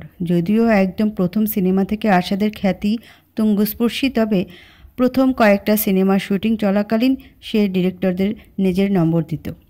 এখনকার মতো ম্যানেজারের মাধ্যমে তাদের সঙ্গে যোগাযোগ করতো না। ওরা ভদ্রভাবে বলল, আপনার নম্বর তো স্যার আগে থেকেই ওনার কাছে ছিল। আরশাদ থমথমে গলায় বলল, তাকে বলে দেবে আমাকে যেন ফোন না করে, কোনো কথা থাকলে যেন তোমাকে বলে। জি স্যার। আরেকটা কথা, আগামী 7 দিনে 9টায় মিটিং রেখেছো তুমি, এসবের মানে কি? আমি কি এখানে শুটিং করতে এসেছি নাকি মিটিং করতে? সুপারস্টার আরশাদের সঙ্গে নতুন সিনেমা নিয়ে মিটিং করার জন্য পরিচালক প্রযোজকেরা অধিক আগ্রহে অপেক্ষা করে থাকে। আরশাদ সিলেটে এসেছে তো কি হয়েছে, 25 দিনের জন্য মিটিং তো আর আটকে থাকতে পারে না। পরিচালক প্রযোজকেরা নিজ থেকে শুধু ঢাকা থেকে এখানে আসতে প্রস্তুত তার জন্যে। ওরা বলল, তাহলে কি স্যার শিডিউল চেঞ্জ করব? অবশ্যই চেঞ্জ করবে, আর সবগুলো মিটিং শুটিংয়ের পর রাতে রাখবে। কারো সমস্যা থাকলে সে মিটিং ক্যান্সেল করবে। জি স্যার। আজ রাতে শুটিংয়ের পর আমি তোমার সাথে শিডিউল নিয়ে বসবো, তার আগে সব ঠিকঠাক করে ফেলবে। দীর্ঘশ্বাস ফেলে ঘরে ফিরে এলো ওরা। অসুস্থ শরীরের ওপর দিয়ে আজ দিনভর অনেক ধকল যাচ্ছে। জ্বরের সময় বিছানায় শুয়ে বিশ্রাম নিলেও কেমন একটা অস্বস্তি কাজ করে। আর সেখানে বেচারি জ্বর নিয়ে এত ছোটাছুটি করে বেড়াচ্ছে। ঘরে ফিরে ল্যাপটপ নিয়ে বসলো ওরা। আগামী 7 দিনের শিডিউল আবার প্রথম থেকে নতুন করে সাজাতে হবে, তাও আবার আজ রাতের মধ্যে। শিডিউলের চিন্তা মাথা ব্যথাটা যেন কয়েক গুণ বেড়ে গেল। ব্যাগে মাথা ব্যথার ওষুধ আছে, কিন্তু এই মুহূর্তে উঠে গিয়ে তা বের করতে আলসেমি লাগছে। ওরা কাজে মনোযোগ দেওয়ার চেষ্টা করলো। আচমকা বেজে উঠল তার ফোনের রিংটোন। মোবাইল স্ক্রিনে ভেসে উঠেছে সীমার নাম। ওরা ফোন রিসিভ করতে সীমা উদ্বিগ্ন গলায় বলল, এখন কি অবস্থা ওরা? জ্বর আছে? ওরা স্পষ্ট গলায় বলল, কত? চেক করিনি আর। সীমা ধমকে সুরে বলল, চেক করিসনি মানে কি? থার্মোমিটার দিয়ে দিয়েছি কেন? সাজিয়ে রাখার জন্যে? ওরা ল্যাপটপে কী যেন টাইপ করতে করতে বলল, আচ্ছা করব বাবা, এখন বিরক্ত করিস না তো, কাজ করছি। সীমা অবাক গলায় বলল, কাজ করছিস মানে? এই অবস্থায় কিসের কাজ? স্যার শিডিউল ঠিক করাতে বসিয়ে রেখেছে। ওরা, নিজের ওপরে এত চাপ দিস না তো, রেস্ট নে। কাজটা শেষ করে রেস্ট নেব। কাজ তো পরেও শেষ করা যাবে। না রে, রাতে আবার স্যারের সাথে এই শিডিউল নিয়ে বসতে হবে, তাহলে তুই মোটেও রেস্ট নেওয়ার সময় পাবি না। ওরা, তুই আরও অসুস্থ হয়ে পড়বি। কিচ্ছু হবে না, তুই চিন্তা করিস না তো। ওরার এই এক বদভ্যাস, নিজেকে জোর করে কাজের মুখে ঠেলে দেওয়া। কাজের যতই ধকল আসুক না কেন, কখনো পিছিয়ে যায় না সে। নিজে যতই অসুস্থ থাকুক না কেন, কাজটা তার সর্বোচ্চ প্রাধান্যে থাকে। এই অভ্যাসটা হয়তো ঘটিত হয়ে গেছে ছোটোবেলা থেকে। ছোটোবেলায় তাকে ঘরের হাজারটা কাজ করতে হতো। ভাইদের সামলানো, ঘর পরিষ্কার করা, কাপড় ধোয়া, বাসন মাজা, দিনভর এসব কাজ করে ক্লান্তিতে ছেয়ে যেত তার সমস্ত শরীর। রাত নেমে আসতেই তার ইচ্ছে হতো বিছানায় গা এলিয়ে দিয়ে ঘুমিয়ে পড়তে। তবে কোনোদিন সে ইচ্ছা পূরণ করেনি সে। ইচ্ছাটা দমিয়ে রেখে হাজার ক্লান্তি নিয়ে সকলের অগোচরে বই খাতা নিয়ে পড়াশোনা করতে বসে যেত। শিক্ষার মাধ্যমে আমরা যা অর্জন করি তা সারা জীবন থেকে যায় আমাদের সঙ্গে। তা এখনও ওরার সঙ্গে আছে বলেই হয়তো আজকের এই জীবনটা পাচ্ছে সে। এই বিশাল 5 তারকা হোটেলে ওরা রুম 5 তলায়, আর আরশাদের 7 তলায়। প্রিমিয়াম রুমগুলো ওপরের দিকেই থাকে। 7 তলায় বসে আড্ডা দেওয়ার মতো সুন্দর একটা জায়গা আছে। এক কোণায় আকাশি রঙের একটা সোফা, সোফার উপরে হলদেটে আলোকসজ্জা। জায়গাটা ছোট্ট হলেও অপূর্ব সুন্দর। শুটিং শেষে সেখানে বসেই ওরা নতুন করে তৈরি করা শিডিউল দেখছে আরশাদ। গভীর মনোযোগ দিয়ে ল্যাপটপের দিকে চোখ বুলিয়ে আরশাদ বলল, সবই ঠিক আছে, শুধু 7 তারিখের মিটিংটা 11 তারিখে পরে নিয়ে যাও। 7 থেকে 11 তারিখ অনেকগুলো ইম্পর্ট্যান্ট সিনের শুটিং হবে। আমি ব্যস্ত থাকব। জি স্যার। আর একটা কাজ করতে হবে ওরা, আমার ল্যাপটপে এই শিডিউলটা টাইপ করে দাও। কিন্তু স্যার, আমি তো আপনাকে মেল করে দিয়েছি। ল্যাপটপে মেল কাজ করছে না বলেই তো বলছি। ওরা ছোট্ট দীর্ঘশ্বাস ফেলে বলল, জি আচ্ছা স্যার।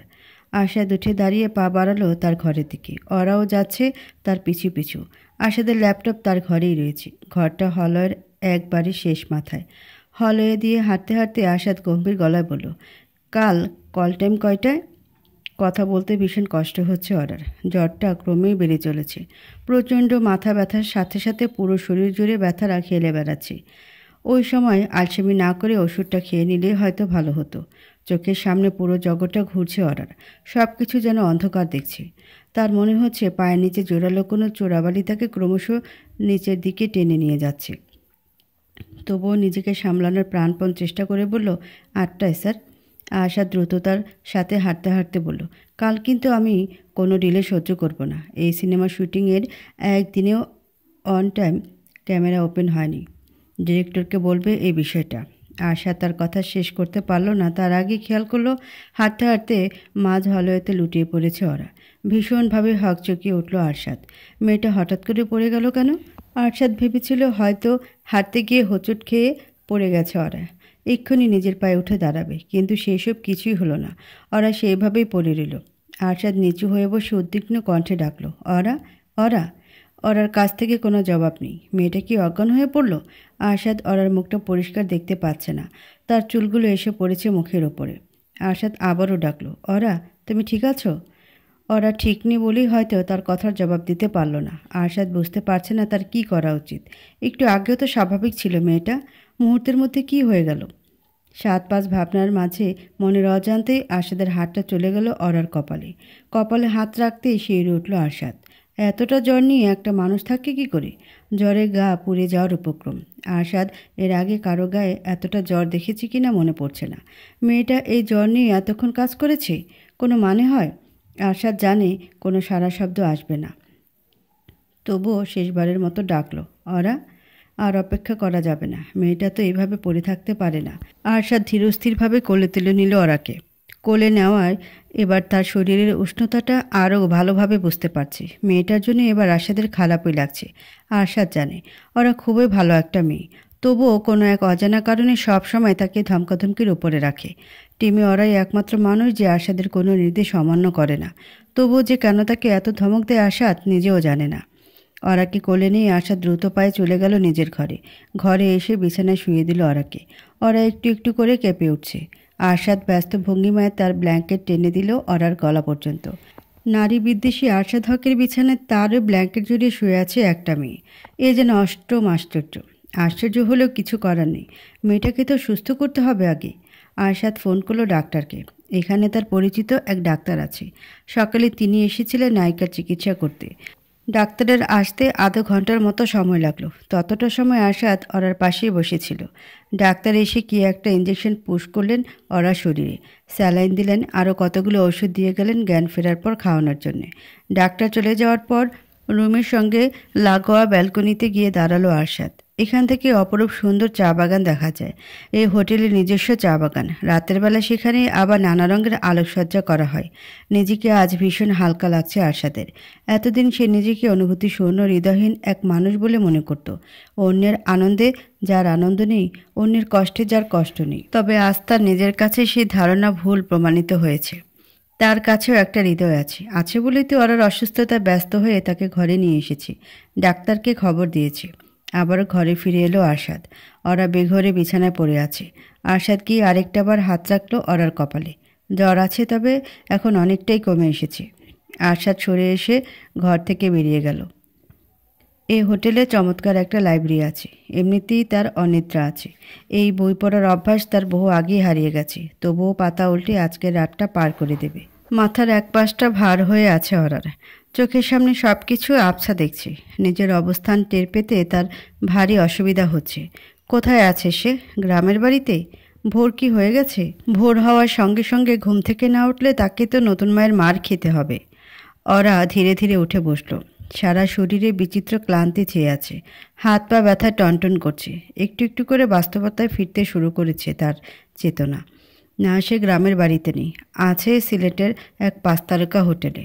তাকে এখন আর নতুন মারের ভয় করতে হয় না। সে তো এখন আরশাদ হকের ম্যানেজার। চোখ দুটো কষলে চোখ মেলে তাকালো ওরা। নিমেষেই হকচকে উঠল তার সমস্ত অন্তরাত্মা। কোথায় আছে সে? এই ঘরটা তো তাকে দেওয়া হয়নি। এটা তো আরশাদের ঘর। কি সর্বনাশ! সে এখানে এলো কি করে? আশেপাশের চোখ বোলাতেই তার নজর পড়ল নিজের হাতের দিকে।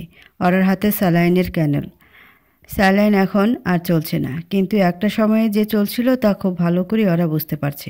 কাল রাতের ঘটনা মনে করার চেষ্টা করছে ওরা। কি ঘটেছিল কাল? তার মনে আছে সোফায় বসে সে আশাদের সঙ্গে কাজের কথা আলাপ করছিল। সবশেষে আশাদ বলল তার ল্যাপটপে পুরো শিডিউল টাইপ করে দিতে।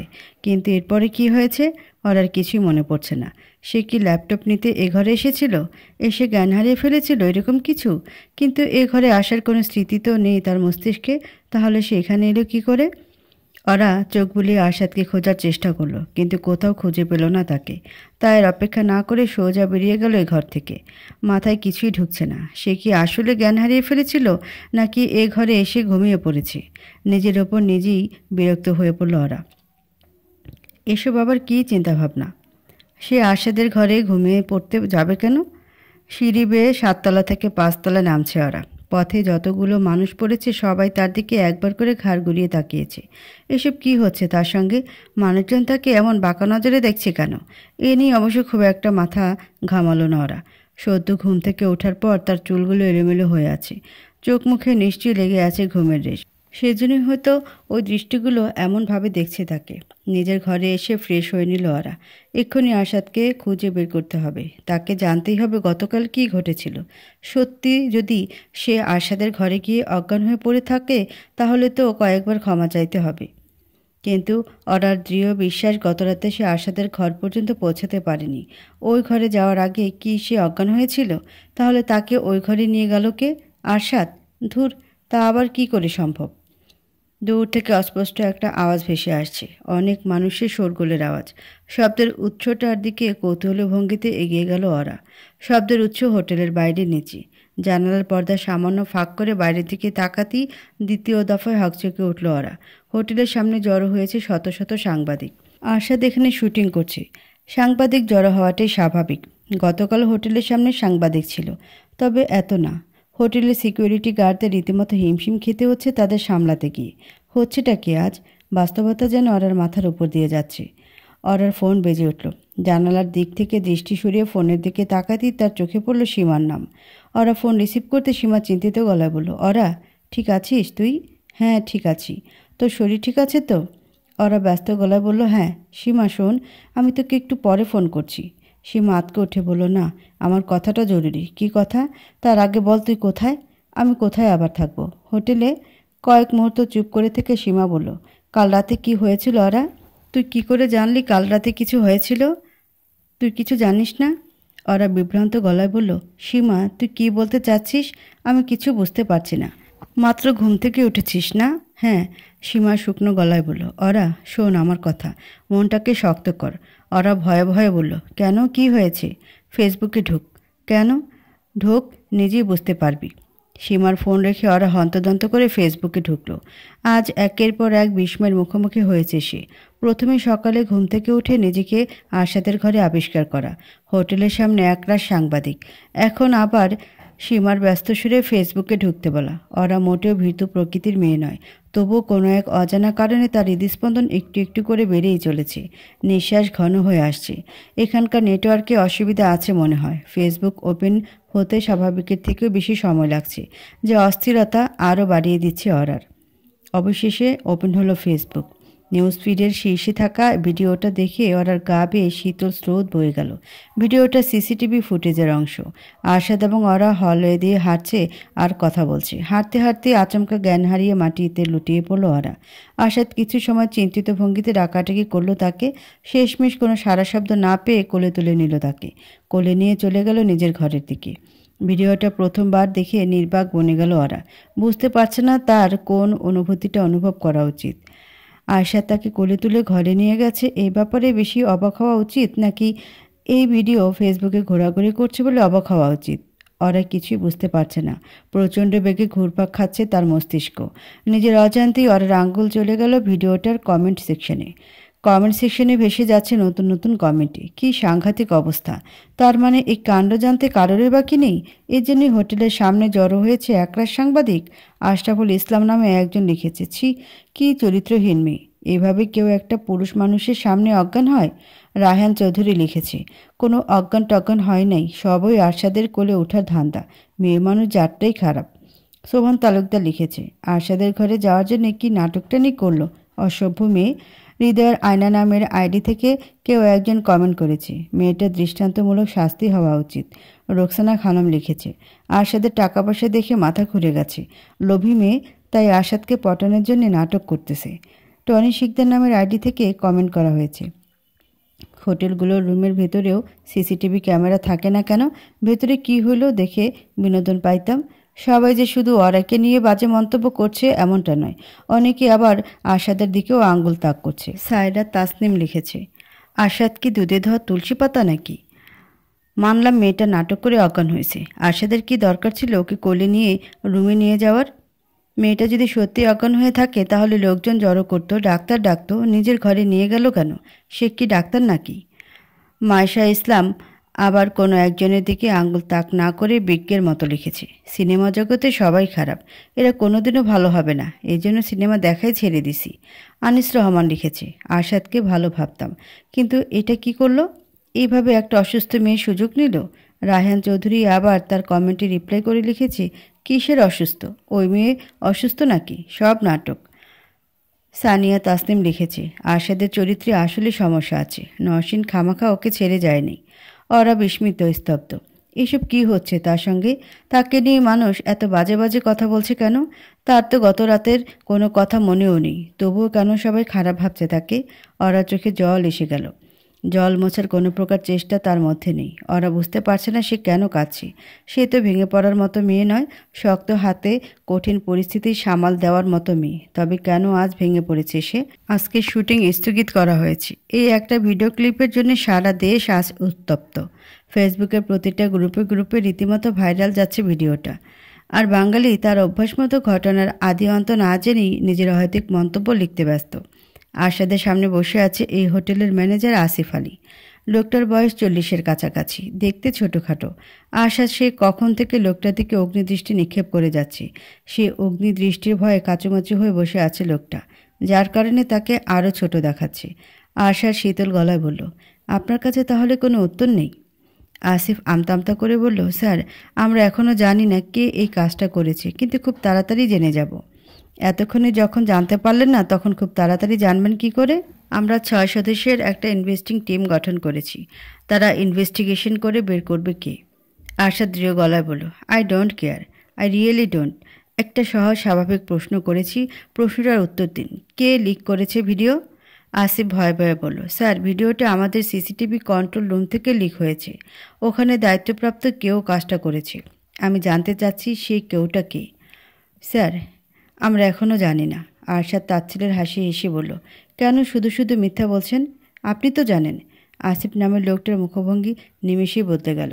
আরশাদের দিকে এমনভাবে তাকিয়ে আছে যেন কোনো কিছু চুরি করে সে ধরা পড়ে গেছে। ভালোই ধরিয়ে দিন, তাতে আমার সময় বাঁচবে, আপনারও।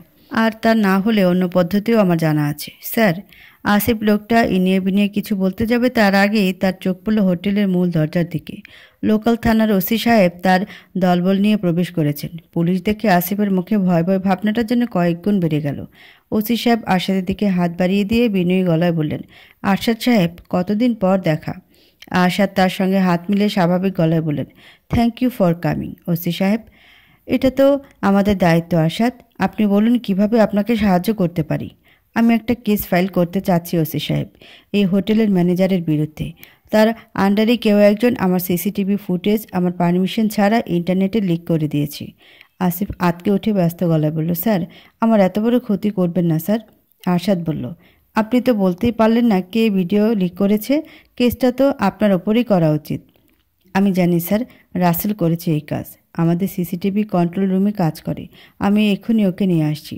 এতক্ষণ পর তাহলে সত্যিটা বের হলো। আরশাদ খুব ভালো করেই জানতো ভিডিও প্রকাশকারী ব্যক্তির নাম হোটেলের ম্যানেজারের অজানা নয়। তাকে ভয় দেখানোর জন্যই পুলিশকে খবর দিয়ে এনেছে। একটা হোটেলে সিসিটিভি ক্যামেরা রাখা হয় হোটেলের অতিথিদের নিরাপত্তার জন্যে, কিন্তু সেই সিসিটিভির ফুটেজ যদি অতিথির অনুমতি না নিয়েই সামাজিক যোগাযোগ মাধ্যমে ছড়িয়ে দেওয়া হয়, তবে তাকে বলা হয় নিরাপত্তা লঙ্ঘন। এই হোটেল তার নিরাপত্তা বজায় রাখতে ব্যর্থ হয়েছে। আরশাদের ইচ্ছা করছে এই হোটেলের নামেই একটা আলাদা কেস ফাইল করতে। রাসেল নামের ছেলেটা আরশাদের দিকে চোখ তুলে তাকানোর সুযোগ পাচ্ছে না। একরাশ ভয় নিয়ে চোখ দুটো স্থির হয়ে আটকে আছে মেঝের দিকে। ওসি সাহেব ছেলেটাকে উদ্দেশ্য করে দাঁতে দাঁত চেপে বললেন, কী রে, খুব শখ না ভিডিও লিক করার? রাসেল আঁতকে উঠে বলল, স্যার আমাকে মাফ করে দেন স্যার। আমি ভাবছি আরশাদ স্যারের ভিডিও ফেসবুকে দিলে আমি কিছু লাইক পাবো, আমার ফলোয়ার বাড়বে। আরশাদ কিছু বলল না, শীতল দৃষ্টিতে তাকালো ওসি সাহেবের দিকে। ওসি সাহেব আশ্বাস দিয়ে বলল, চিন্তা করবেন না আরশাদ সাহেব, আমরা ওর খেয়াল রাখবো। থ্যাংক ইউ ওসি সাহেব। আরশাদ উঠে দাঁড়িয়ে পা বাড়ালো লিফটের দিকে। আজ সকাল থেকে ওর কোনো খবর নেই। অন্যদিনে সকাল সকাল সে আসে আরশাদকে গুড মর্নিং জানাতে, সারাদিনে কোন কোন দৃশ্যে শুটিং হবে তাকে বুঝিয়ে দিতে। শুটিং যে হচ্ছে না এটাই তো ওরা জানে না। মেয়েটা এখন অসুস্থ হয়ে পড়ে আছে কিনা কে জানে। নিজের ঘরে গিয়ে ওরাকে খুঁজে পেল না আরশাদ। তার মানে মেয়েটার ঘুম ভেঙেছে। ঘুম ভেঙে থাকলে তো নির্ঘাত ভাইরাল ভিডিওটা তার চোখ এড়িয়ে যায়নি। ওরা এমনিতেই অসুস্থ, এই ভিডিও নিয়ে তাকে বাড়তি দুশ্চিন্তা করতে দেওয়া যাবে না। আরশাদ চলে গেল 5 তলায়। ভিডিওর ব্যাপারে তাকে তেমন চিন্তিত বলে মনে হচ্ছে না। এটাই প্রথমবার নয় সুপারস্টার আরশাদ হক ভাইরাল হয়েছে। ওরার ঘরের কলিং বেল চাপায় কয়েক মুহূর্তের মাঝে ভেতর থেকে দরজা খুলে গেল। ওরাকে দেখে আরশাদ ধমকে সুরে বলল, কি ব্যাপার ওরা? ঘরে ঘাপটি মেরে বসে আছো কেন? সেই সকাল থেকে আমি তোমাকে খুঁজছি। Sorry sir. ওরাকে দেখে ভীষণ ক্লান্ত পরিশ্রান্ত বলে মনে হচ্ছে যেন কয়েক বছর পেরিয়ে গেছে, বেচারি কোনো প্রকার বিশ্রাম নেয়নি। ধমক দিয়ে মনে মনে আরশাদের নিজেরই খারাপ লাগলো। বারবার সে নিজেকে কথা দেয় এই মেয়েটাকে কম বকাঝকা করবে, কিন্তু প্রতিবারই নিজেকে দেওয়া কথা রাখতে ব্যর্থ হয়। ঘরের ভিতরে ঢুকতে ঢুকতে আরশাদ বলল, এখন ঠিক আছো তুমি? দরজা বন্ধ করতে করতে ওরা বলল, জি স্যার। জ্বর আছে এখন? আর আছে সামান্য। আরশাদ সোফায় বসে বলল, কালকে একবার বললেই পারতে তুমি অসুস্থ, শুধু শুধু তোমার উপরে কাজের প্রেশার দিয়েছি। ওরা চুপ করে বসে পড়ল সোফার এক কোণে। জ্বরের কথাটা তার মাথা থেকে উড়ে গিয়েছিল। সেই তখন থেকে মাথায় ঘূর্ণির আকারে ঘুরপাক খাচ্ছে কেবল ওই মন্তব্যগুলো। মানুষজন তাকে নিয়ে এত বাজে বাজে চিন্তা করছে, কিন্তু কেন? সে তো খারাপ মেয়ে নয়, সবসময় ভালো একটা মেয়ে হয়ে থাকার চেষ্টা করেছে। তাহলে তার সাথেই কেন হচ্ছে এমনটা? আরশাদ শান্ত ভঙ্গিতে বলল, কাল রাতে তুমি সেন্সলেস হয়ে পড়েছিলে। ডক্টর এসে বলেছে তোমাকে বেড রেস্টে থাকতে। স্যার কি? ওরা ইতস্তত করে কম্পিত সুরে বলল, এই ভিডিও। আরশাদ ছোট্ট দীর্ঘশ্বাস গোপন করে বলল, ভিডিও নিয়ে তোমাকে চিন্তা করতে হবে না ওরা, তুমি রেস্ট নাও। স্যার সবাই আমাকে নিয়ে অনেক বাজে বাজে কথা বলছে। আরশাদ অবাক হয়ে লক্ষ্য করল ওরা কাঁদছে, শব্দ করে কাঁদছে। তার চোখ দুটো বেয়ে অবিরাম বয়ে চলছে অশ্রুধারা। অবশ্য ওরাকে কোনো দোষ দেওয়াটাও ঠিক নয়। একটা সময় আরশাদকে নিয়েও পত্রপত্রিকায় আজে বাজে কথা লেখা হয়েছে, ফেসবুকের গ্রুপে গ্রুপে তাকে নিয়ে সমালোচনা হয়েছে। সে জানে কোনো কারণ ছাড়া একরাশ মানুষের কটাক্ষের শিকার হওয়াটা কতখানি যন্ত্রণার। আরশাদ ওরাকে শান্ত করার উদ্দেশ্যে বলল, কি আশ্চর্য, তাই বলে কাঁদতে হবে নাকি? ওরা কান্না থামাও। কান্না থামানোর কোনো ভাব লক্ষণ দেখা যাচ্ছে না ওরার মাঝে। কি এমন কমেন্ট ওরা দেখেছে কে জানে। সকাল সকাল আরশাদ কেবল দেখছিল তার এবং ওরার ভিডিও ঘোরাঘুরি করছে ফেসবুকে। সঙ্গে সঙ্গে ছুটে যায় ম্যানেজারকে ধরতে। কমেন্ট পড়ার সময় সুযোগ আর পায়নি। তবে সে আজ করতে পারছে কী ধরনের কমেন্ট ওরা চোখে পড়েছে। একদল বাঙালি আছে যারা অশোভন ভাষা ব্যবহার না করে সেলিব্রিটিদের পোস্টের নিচে কমেন্ট করতে পারে না। আরশাদ বলল, তোমার ফোনটা আমাকে দাও। ওরা টু শব্দ না করে তার ফোন এগিয়ে দিল আরশাদের কাছে। ফোনটা হাতে নিতে নিতে আরশাদ বলল, এটা আমার কাছে থাকুক, ওসব কমেন্ট দেখিয়ে তোমাকে প্যানিক করতে হবে না। আরশাদ চিন্তিত গলায় বলল, আমার এখন কি করা উচিত বলো তো? ওরা কান্নাজড়িত গলায় বলল, আমি জানি না স্যার। আরশাদ ভ্রুকুচকে বলল, জানো না মানে? ম্যানেজার হয়েছ কেন তাহলে? ওরা চোখের জল মুছে কিছুটা সময় নিয়ে চিন্তা করে বলল, আপনি হিমেল সাহেবকে একটা ফোন দিন স্যার, উনি ভালো বলতে পারবেন। হিমেল আরশাদের আইনজীবী। ডিভোর্সের সময় থেকে এই মানুষটা আরশাদের জীবনের গুরুত্বপূর্ণ অংশে পরিণত হয়েছে। যে কোনো সময়ে বিপদে পড়লে বিনা দ্বিধায় সে দ্বারস্থ হয় হিমেলের। হিমেল বুদ্ধি করে ঠিকই একটা উপায় বের করে দেয়। আরশাদ তার রাগের বশে টিমের সবাইকে নিজের কথায় চলতে বাধ্য করে। হিমেলই একমাত্র মানুষ যে আরশাদের রাগকে ভয় করে না। আরশাদের ফোন পেয়ে হিমেল কল রিসিভ করে ব্যস্ত ভঙ্গিমায় বলল, আমি তোমাকে ফোন দিতে যাচ্ছিলাম আরশাদ। এসব কি হচ্ছে? আরশাদ দীর্ঘশ্বাস ফেলে বলল, দেখতেই তো পাচ্ছ কি হচ্ছে। এভরিথিং ইজ আন্ডার কন্ট্রোল নাও। যে ছেলেটা ওই ভিডিও লিক করেছে পুলিশ তাকে এসে ধরে নিয়ে গেছে। Nothing is under control Arshad. Police ওকে ধরে নিয়ে গেলে কি হবে? এদিকে তো তোমার রেপুটেশনের 12টা বেজে গেছে। আরশাদ অবাক গলায় বলল, মানে? ফেসবুক ফেটে পড়ছে ওই একটা ভিডিওর কারণে। সবার মুখে মুখে শুধু ওই ভিডিওই নিয়েই কথা। সেটা তো আমিও জানি, তাতে রেপুটেশনের 12টা বাজলো কী করে? হিমেল ইতস্তত করে বলল, একটা দল তোমাকে খারাপ মনে করছে তুমি মেয়েটার অসুস্থতার সুযোগ নেওয়ার জন্য তাকে নিজের ঘরে নিয়ে গেছো। আশাদ বিরক্ত গলায় বলল, হোয়াট রাবিশ। ঠিকই বলছি আশাদ, মেয়েটা তোমার ম্যানেজার অরা না? অসুস্থ হয়ে পড়েছিল, তাই ওকে আমার রুমে নিয়ে গেছি। একটু পরে সেখানে ডক্টরও এসেছিল। আর মানুষ এটা নিয়ে এত বড় একটা ইস্যু তৈরি করে ফেলেছে। হিমেল অভিজ্ঞ গলায় বলল, কারণ আছে আশাদ। প্রথমত, কিছু মানুষের খেয়ে দিয়ে কাজ নেই। দ্বিতীয়ত, যে ক্লিপ ভাইরাল হয়েছে সেখানে তোমাকে আর অরাকে ছাড়া কাউকে দেখা যায়নি। একটা বিষয় কি তুমি জানো? কোন বিষয়? হিমেল কয়েক মুহূর্ত চুপ করে থেকে বলল, আজ সকাল থেকে তোমার ফেসবুক পেজে 1.5 লাখ ফলোয়ার কমে গেছে। মনে মনে অবাকের চূড়ান্ত পর্যায়ে পৌঁছে গেল আরশাদ। জল তাহলে এত দূর গড়িয়েছে? ভিডিও ভাইরাল হওয়ার পুরো ব্যাপারটাকে এতক্ষণ হালকাভাবে নিয়েছিল আরশাদ।